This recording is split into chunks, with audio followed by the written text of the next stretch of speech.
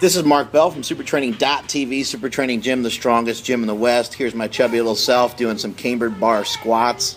Before this exercise started, I did some block pulls, which you guys can view at supertraining.tv. I did an assistance movement before this main movement. That's something I'm going to start doing more often because I'm coming off an injury and I'm trying to do things that actually kind of force me to lift less total weight rather than more total weight.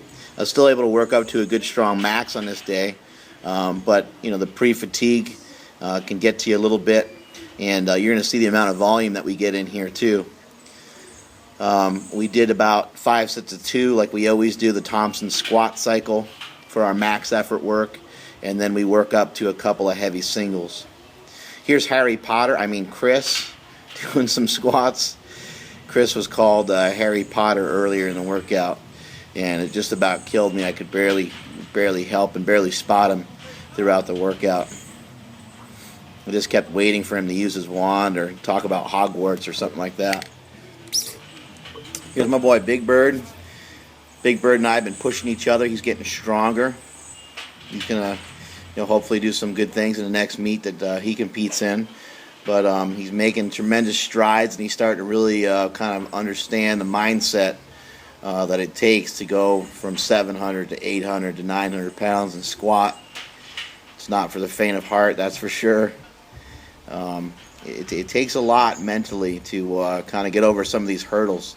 Even just of looking at how many plates are on the bar sometimes can be a little bit nerve-wracking.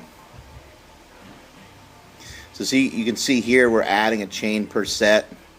Here's a good view, a side view of the squat, kind of how a box squat should go.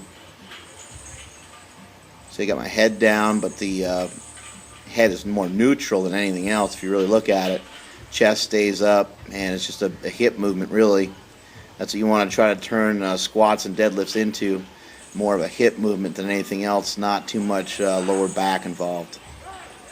Big Bird had a little bit of trouble with his form early on this day. He's got some new briefs that are pretty tight. This is one of our newer lifters, Ricky, and Ricky's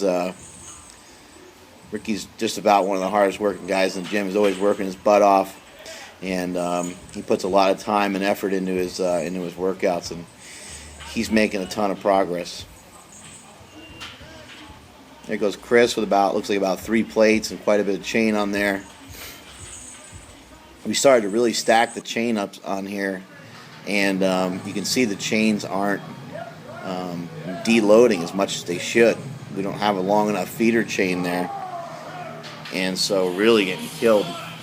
About 25 or 30% or so of that chain is still on the bar at the bottom of the lift. You come back up and you're just eating all of it. Pretty brutal. Chris does a good job forcing his knees out there.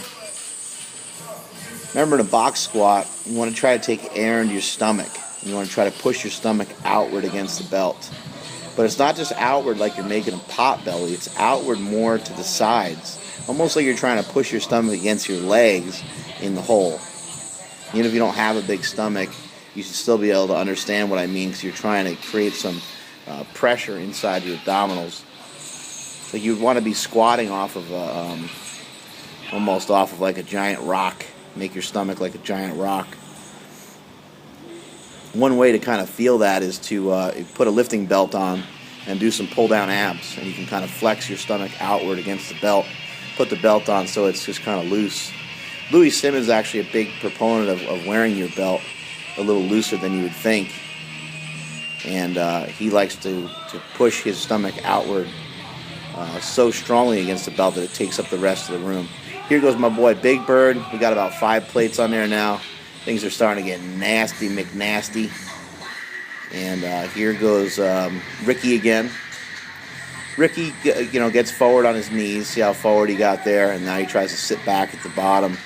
And that's not a very effective way to box squat. So we got to continue to work with him and clean up that form. Not everyone's going to be perfect, but you want to try to work towards it the best you can. This is a 530-pound squat right here. I nearly died, but was able to finish the lift. And that is it from supertraining.tv.